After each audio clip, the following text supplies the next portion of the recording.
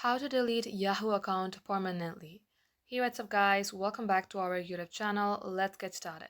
First of all, in order to delete your Yahoo account, you can either use an application or use a web browser. In my case, I'm moving ahead with my Chrome application.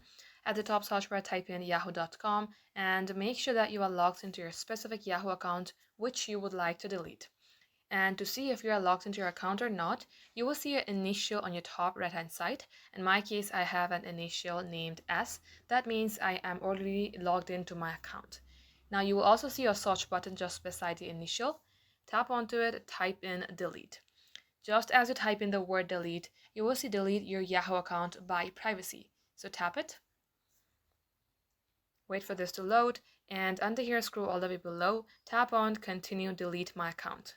If you would like to read more about deletion, you may go ahead and read all these.